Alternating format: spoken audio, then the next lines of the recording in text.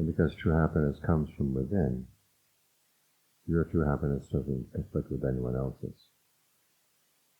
So it's not selfish to think, may I be truly happy. So think that thought, may I be truly happy. May I understand the causes for true happiness and be willing and able to act on them.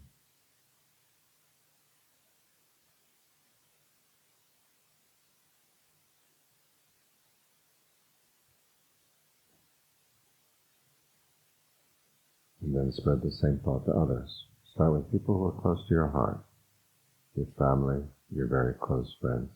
May they find true happiness too.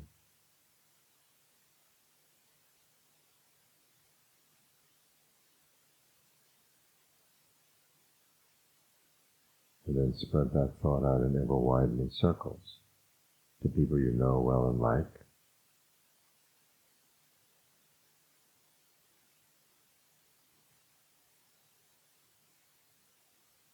To people you like even though you don't know them so well.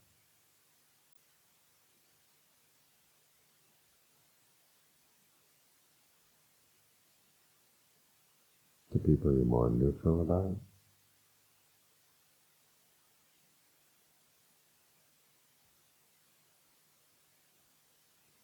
And to people you don't like. Remember that the world would be a much better place if everyone could find true happiness from within.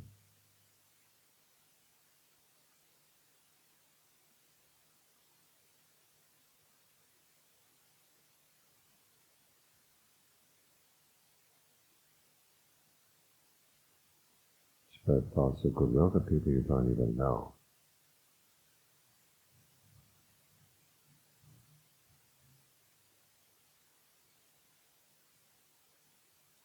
And not just people, living beings of all kinds. East, west, north, south, above and below, out to infinity.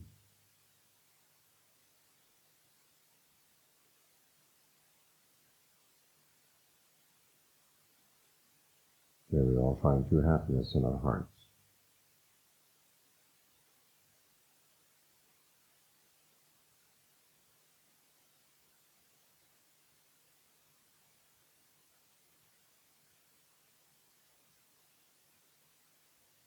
Now bring your attention to the breath. Take a couple of good, long, deep in and out breaths. And notice where you feel the breathing process in the body. Because when we use the word breath, that's what we mean. Not so much the air coming in and out through the nose, but the movement of energy in the body that allows the air to come in, allows it to go out. Try to notice where that's most prominent, where it's clearest. Focus your attention there.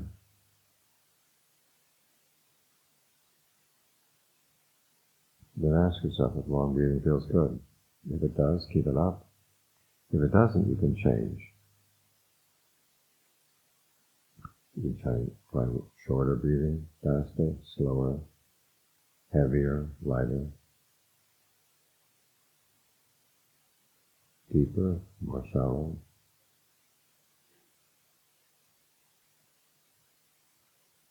Try to see what rhythm and texture of breathing feels best for your body right now.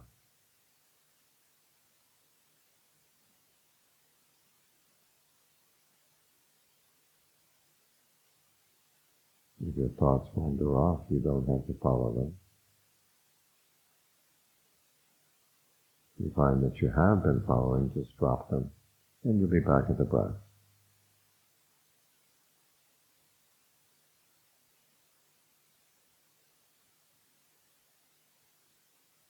Each time you come back, reward yourself with a breath that feels especially good, so the mind will be inclined to want to come back.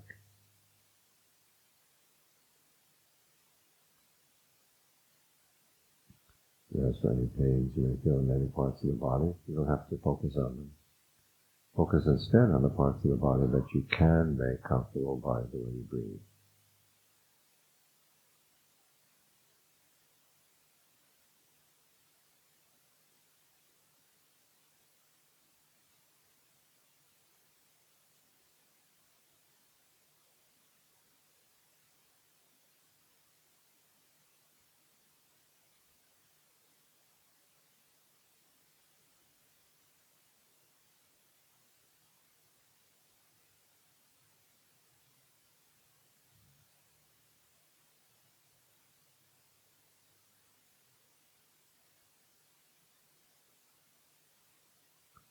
As the breath gets comfortable, there's sometimes a tendency to forget about the breath and just focus on the comfort.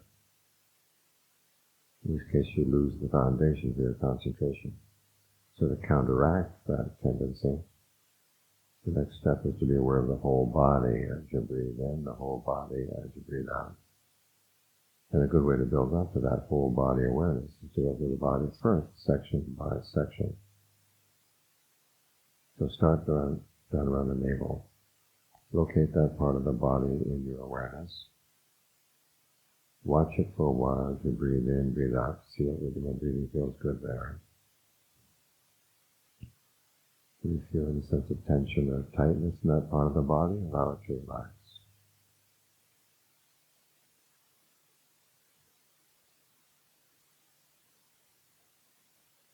So that no new tension builds up as you breathe in. You don't hold on to any tension as you breathe out.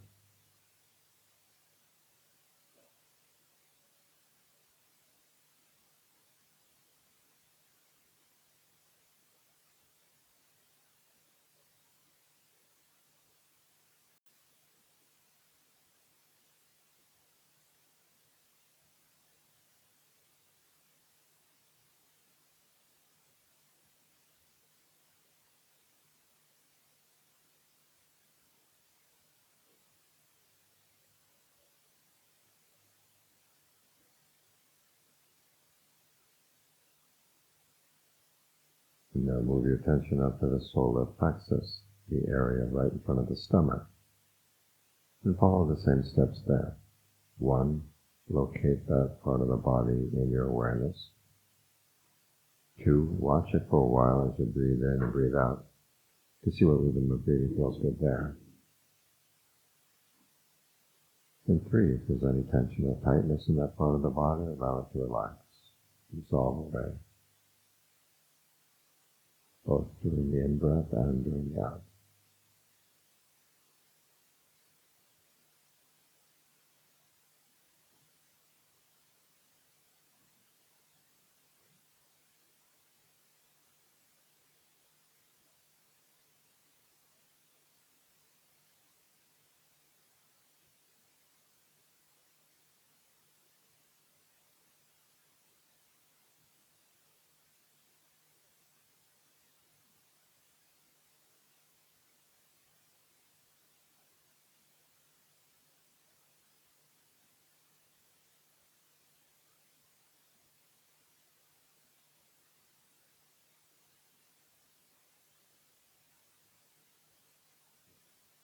And then move your attention up to the middle of the chest and follow the same steps there.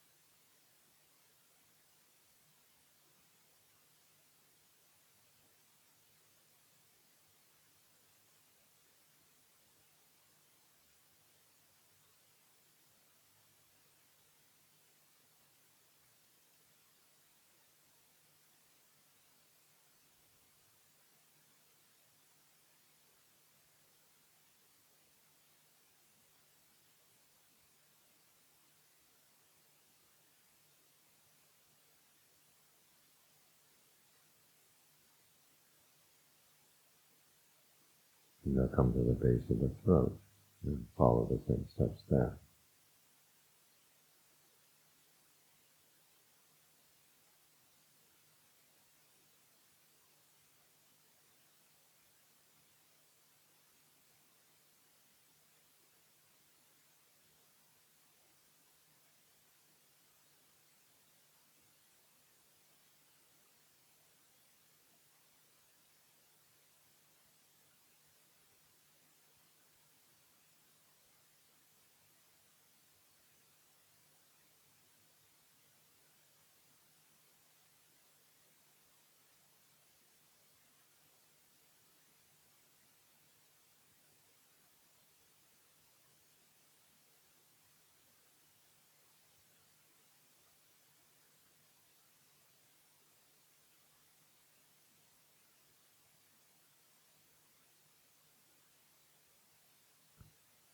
and come to the middle of the head. As you breathe in, think of the breath energy entering not only through the nose, but also to the eyes, the ears, in from the back of the head, down from the top of the head, coming deep into the brain. And as you breathe out, think of it radiating out from the head in all directions. Working through any patterns of tension you may feel in the forehead, around the eyes, the back of the neck, the jaws, and dissolving those patterns of tension away.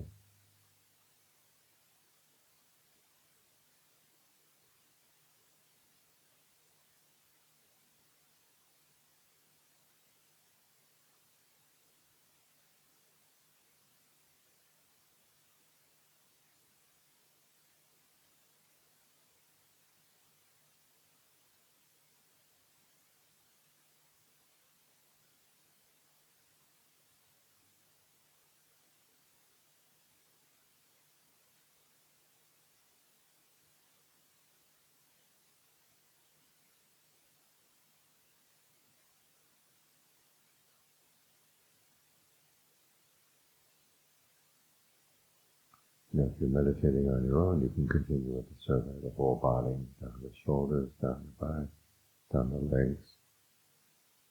But for right now, choose any one spot in the body that seems most congenial to stay focused on. Focus your attention there. And from that spot, think of your awareness filling the whole body. So the whole body breathing in, the whole body breathing out. Allow the breath to find whatever rhythm feels good. Your only duty right now is to maintain this sense of centered but broad awareness. Like the light of a candle in a room. The flame is in one spot, but its light fills the room.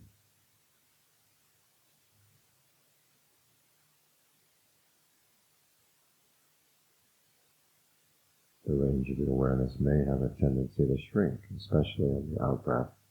So remind yourself each time you breathe in, whole body. Each time you breathe out, whole body.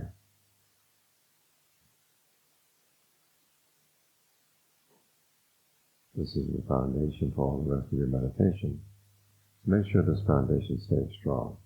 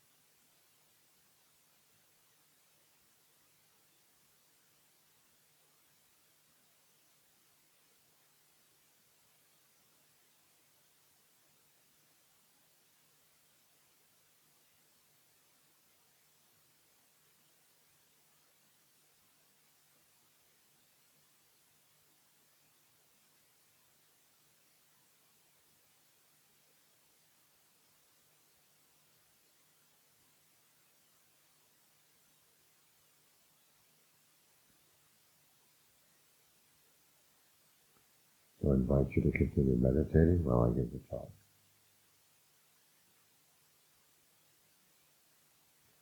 We like to hear that the path is one of relaxing and letting go. And some of the similes the Buddha uses when he teaches meditation do involve relaxing. The cowherd who can relax into the trees while his cows are behaving themselves. Or the person lying down rather than sitting, because it's easier. But those are cases when you're relaxing after you've done your work. There is work to do. And the similes come in the context of other similes, which stress the fact that as you meditate, you're working on a skill. The Buddha would often illustrate the different skills of meditation, different skills of sometimes fairly complex things, like being a goldsmith, being a cook for the king, trying to please the king even though the king doesn't tell you what he likes.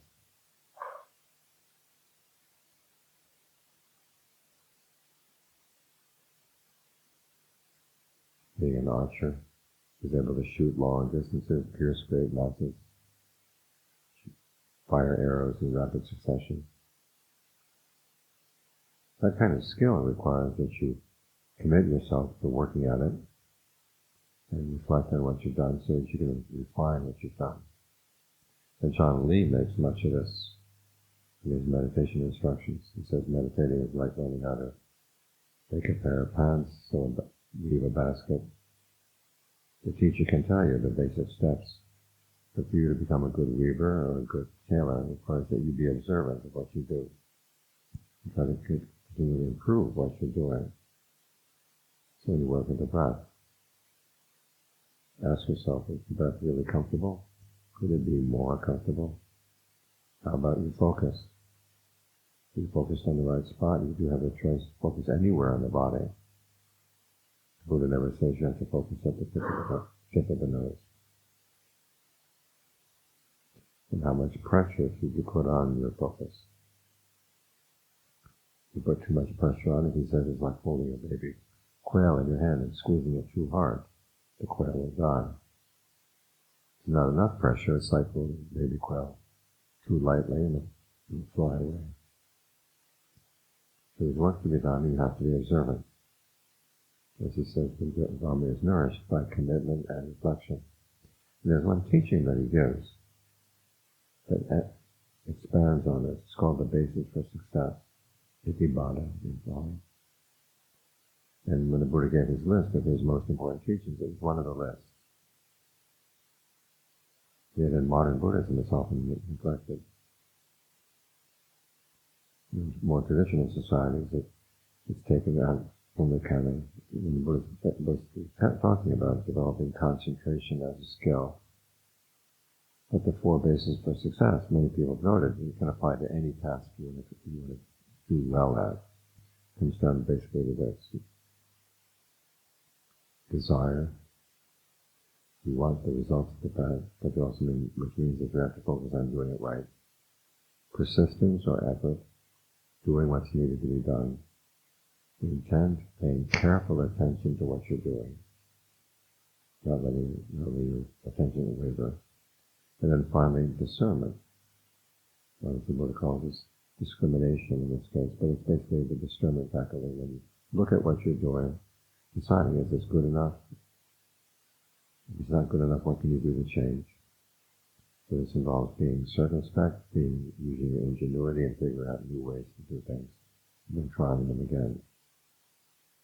People have noticed that this is how we deal with our imagination. You create an image in the mind, and then you work at maintaining it, you examine it, and then you make changes, and then judge how good those changes will be. In fact, in Thailand and Burma, these four factors they describe anything. If you want to succeed in your education, you have to want to succeed, you have to be persistent, you have to give it your full attention, and you have to use your discernment to figure out how you can do things better. I have a student whose son is a professional athlete, and I did a little book on the basis for success one time. I gave him a copy.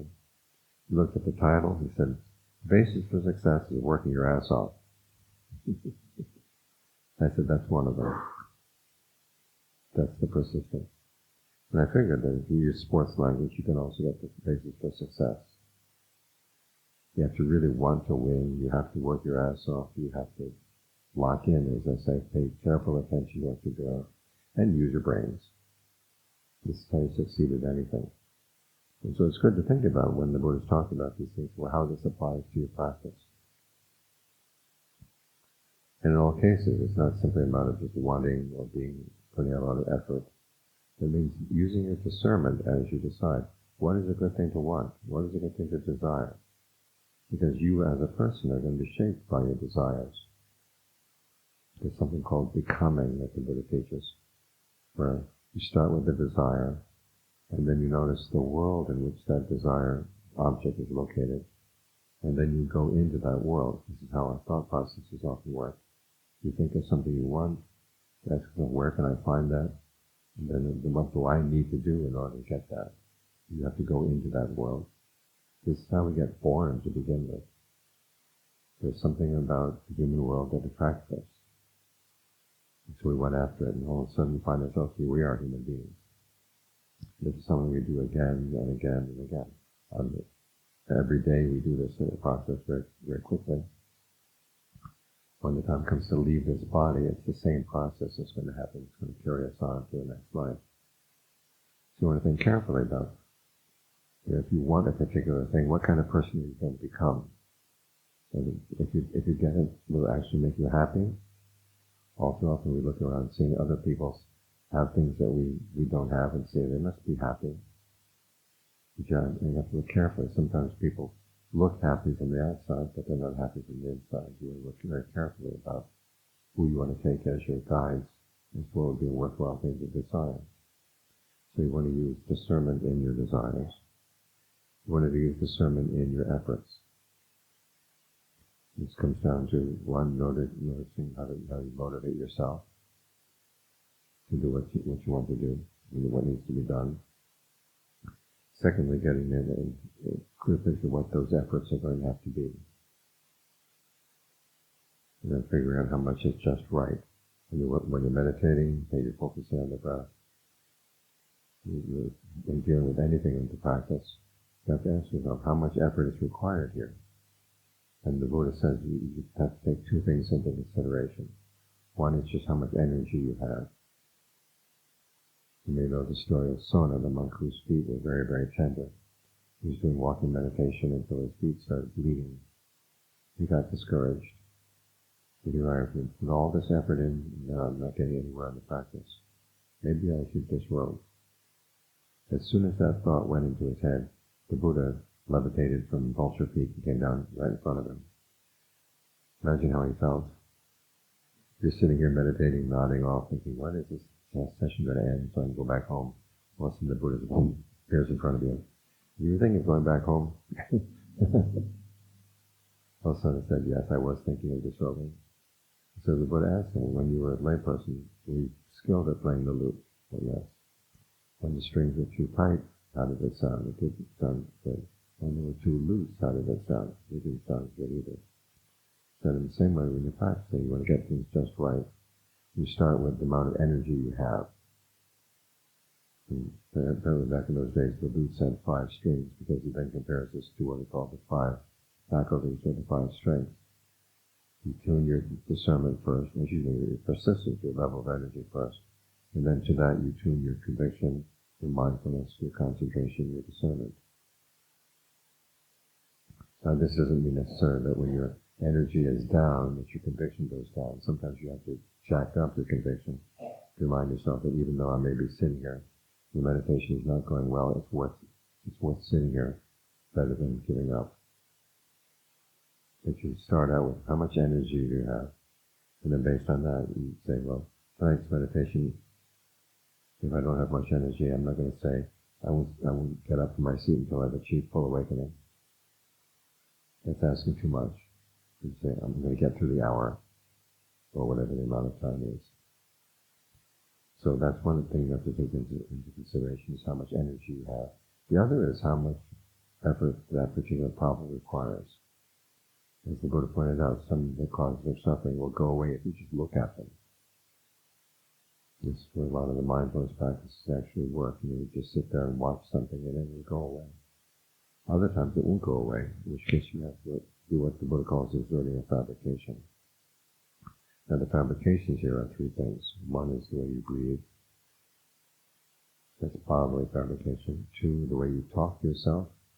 The Buddha calls directed thought and evaluation, your inner conversation.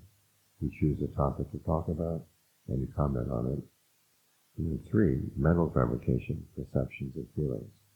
Perceptions are the images you hold in mind that give meaning to things. Identify what they are, what they mean, how important they are. Like with a red light. You see a red light, you know 1, that it's red, 2, that red means stop, and 3, you better pay attention. Also it can be trouble. So those are perceptions, and then there are feelings. Feelings of pleasure, pain, neither pleasure nor pain. And you'll notice that all your mind states are composed of these 3 things. So you find yourself in an unskillful mind state, you have to ask yourself, okay, which of these fabrications am I doing wrong? How can I change it? If you're angry at somebody, okay, how are you thinking about it? How are you talking to someone? Even how are you breathing? Can you change those things so that you can clear your mind? And then once the mind is clear, then you can see, oh, this situation may be bad, what needs to be done. If you don't do that, you start acting on your anger. And anger is like tunnel vision. You see something that looks very clear and very big, and you go for it. And then after your vision begins to expand, and you realize that was a mistake. So these are the 2 things you have to take into consideration. You're considering about how much effort is needed, which is 1, how much energy you have, 2, how much effort this particular problem requires. When we talk about the middle way, it doesn't mean just being middling in everything you do.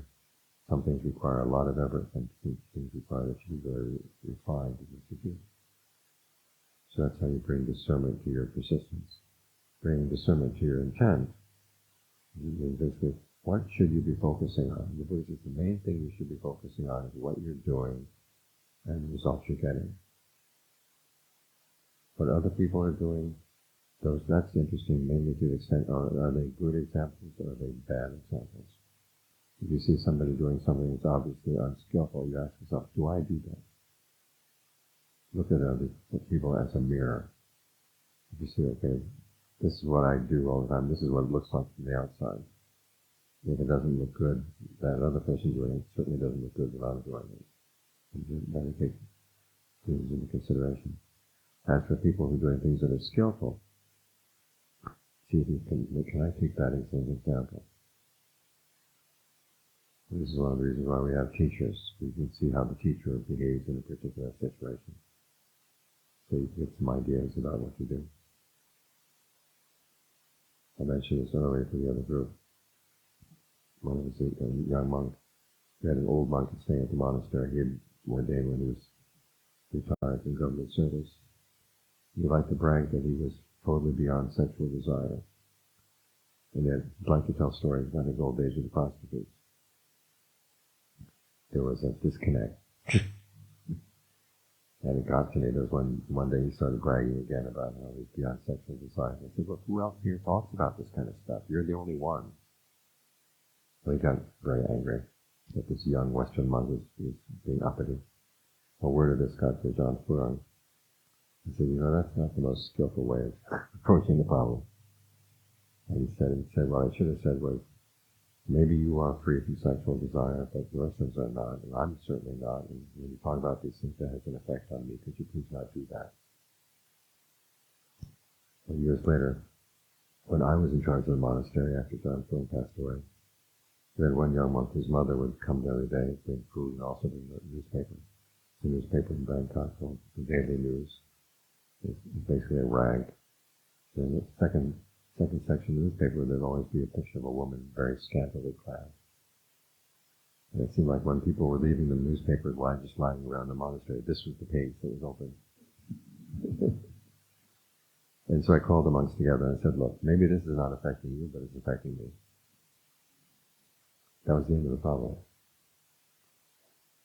So when you see somebody gives you a good idea of how to approach a particular problem, take note of it. That's the kind of thing you should be paying attention to.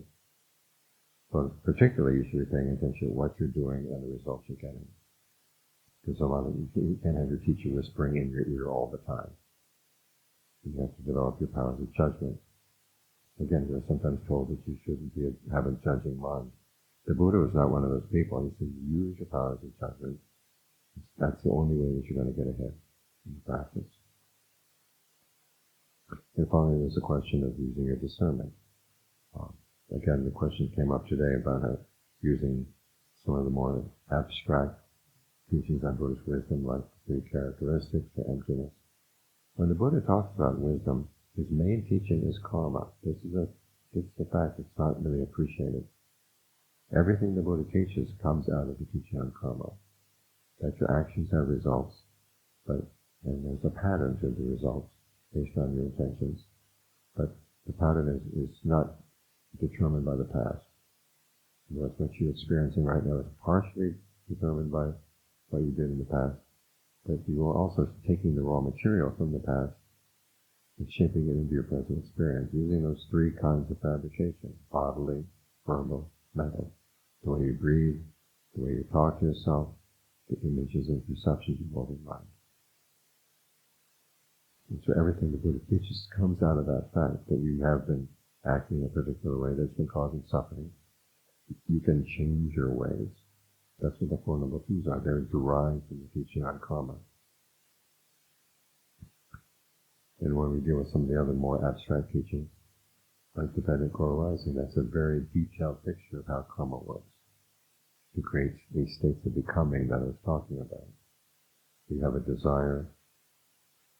Based on that desire, you see a world in which that desired object is, and then you take on an identity and go into that world. This all comes out of karma. What you're doing. Which is why the Buddha's teachings are filled with so many imperatives, saying, try it this way, try it that way. Do this, do that. The Four Noble Truths have their imperatives and have their duties. You don't just sit there. Suffering is to be comprehended, its cause is to be abandoned. Cessation is to be realized, and the path there is to be developed. So the Buddha basically saying, do these things, give them a try. And even teachings like not self. Not self is a kind of karma. Often we have the question, well, if there is no self, then who does the karma? You see the results. That's got the context backwards. The context is karma. Given that karma is a fact, then your perception of self or not self, when is it skillful, when is it not skillful? I'm going to emphasize that point. The context is karma. You have to see your sense of self as a kind of karma. And the question is, when is it skillful, when is it not? As for not self, when is that perception skillful, when is it not skillful? You learn this by trying things out. With these four bases for success, you see that the Buddha is giving you advice on what kind of self to develop. There's basically four roles for yourself. Maybe I should back up and point out the fact that each of us doesn't have only one self. We have many selves. You view yourself as you as the person in your family, you as the child of your parents, you as if you're a parent, you as the parent of your children. If you work, your identity at work, your identity as a consumer, your identity as a producer.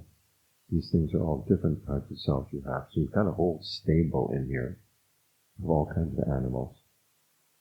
And they all come from these different types of becoming that you've been taking on. The identity that you take on around the desire. You found that it worked, so keep it in the stable for use the next time. Which is why when you're sitting and meditating, sometimes you feel like it's not just you in there. There are lots of other yous as well. Some of them want to meditate, some of them want to go someplace else.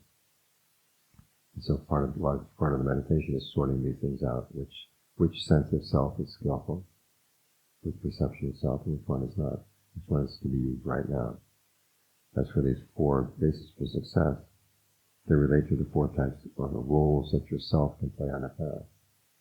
Desire, you think about yourself as the consumer of, you are the person who's going to be enjoying the results of your practice. And that's an important part of your motivation. You don't just say, I'm doing this for the universe. I'm doing it for me. I'm suffering, I don't want to suffer anymore. That's a skillful sense of self that you can take on. It's an action that you take on. Then there's you as the producer. This corresponds to the basis of the sense, which is persistence or effort. You're the one who can actually do the path. You take responsibility for this. Again, sometimes you hear that you should not think that you are doing the path. The path is doing itself. I've never seen a path do itself. It's not a mushroom. It's something that requires that you make up your mind, this is what I want to do, this is how it's done. And then there's you as the observer, watching the results of what's going on. You want to learn to be an honest observer. This is one of the reasons why we try to develop powers of concentration, so that you can have a sense of well-being inside. So you're not so hungry for things that are not skillful. It's like being a scientist who's trying to study baboons. If the scientist is starving, the scientist is going to steal the bananas from the baboons. We're not going to be able to get any knowledge about baboons. The baboons are going to starve. But if the scientists are well fed, then they're in a position to begin to watch the behavior of the baboons around the bananas. So you want to make sure that your concentration is solid, so your mindfulness is clear, and then you can see clearly, okay, this really is an unskillful mental state, this really is an unskillful action. And then you use your discernment, which is the fourth of those. This is the self as a commentator. It says, hey, maybe you should try this, maybe you should try that. After you've observed the results, try to think of something that's better. Or if it's good, try to think of more ways of maintaining what you've got. So here you have 4 different rules for the self. You can find these in the canon. It talks about you came to this practice because you wanted to put an end to suffering. When you start getting discouraged, you ask yourself, do I still love myself or not? I wanted to put an end to suffering. Do I decide I don't want to put an end to suffering anymore? That's you as the consumer. You as the producer. There's a sutta where there's a nun who's attracted to Ananda, and she sends word to Ananda that she's sick. So Ananda goes and he sizes up the situation. He says, this body comes into being through food. So we practice to put an end to food, but we need food in order for it to get beyond food. This body is based on conceit. We practice for the end of conceit, but we need to use conceit in order to get there. This body is based on craving. We want to get beyond craving, but you have to use craving in order to get to the end of craving. And this body is based on sex, and there's no role for sex. You can imagine what she was thinking. But when he says conceit here, conceit means basically the sense that I am capable of doing this. And even though that's a state of mind that you're going to eventually get beyond, you need that state of mind in order to practice. That's you as the producer.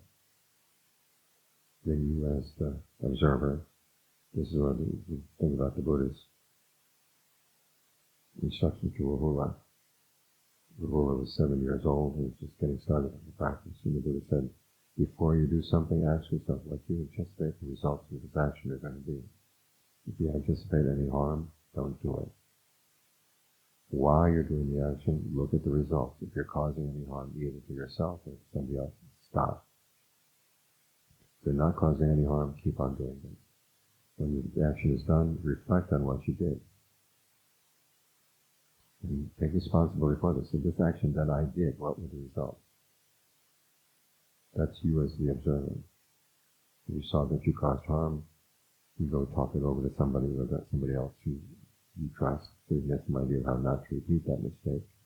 And then you make up your mind not to repeat it. And if you don't say that you caused any harm, then you take joy in the fact that you're doing well. But don't be satisfied. Keep reminding yourself that there's more to be done. As the Buddha said, the secret to his awakening was discontent with skillful qualities. Listen to that. Discontent. We're told so much that Buddhism is all about being content with whatever. If you're not content with the state of your mind, you're going to be content with whatever food you have, whatever clothing you have, whatever shelter you have, as long as it's enough to practice. But you can't be content with the state of your mind if it's still suffering. So you take joy when you're doing well, but you don't content yourself. You keep on trying to do better. And it's in the trying to do better that you have to use your discernment. That's you as the commentator. Try this, try that. So basically what it comes down to, we are working on a skill. We are trying to do well in our meditation. Sometimes you hear it said that there's no such thing as a good meditation or a bad meditation. It's all the same. It's not all the same. There are days when it goes well, there are days when it doesn't go well. And you want to figure out what's the difference, why. Sometimes it has to do with things that are beyond your control, but sometimes it has to do with things that are under your control. And you want to notice that. So your practice gets better. So I don't know how to conclude this. I've been saying quite a lot, but basically, this teaching on the four basics of success is, as the Buddha said, is one of his most important teachings. And it's one that we should learn to appreciate. Because it reminds us that there's more to be done, but we're able to do it. And here's the framework for doing it. Make sure you have the right desire, you have the right persistence, energy, you have the right intent, and then you have the right use of your own faculties with discernment. Based on that teaching on karma, take that teaching very seriously. Because the teaching on karma is basically saying, look, you have the power within you to not suffer. So learn how to use it. Take advantage of the power that you've got.